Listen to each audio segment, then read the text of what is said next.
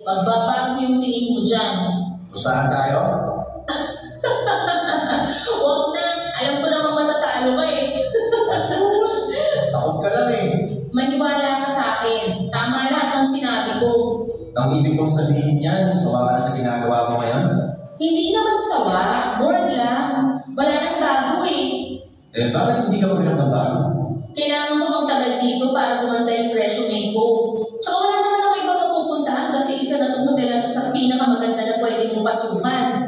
Teka, ilang taon ka na ba? Parang ang dami mo na pinagdaanan. Mukhang bata mo pa naman sa tingin ko. 25. Talaga? Magkaedad na pala tayo? Di nga.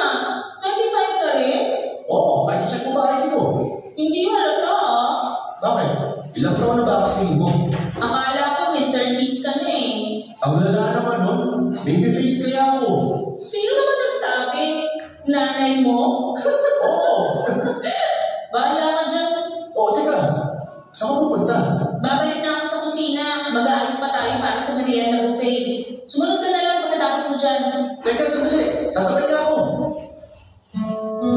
Hindi nag-aon ay mabilis pinuhat akong nakapag-adjust sa bago kong trabahong noon.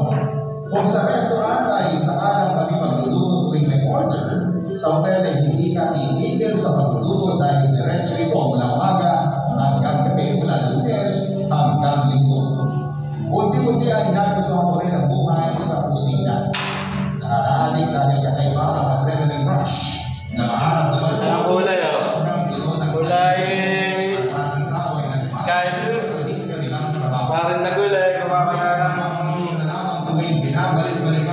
ang silig na siya ay nagsinig parang na gulay. Nagul! Sabi na dyan, o. Dati, taga-pintura lang ng bako din.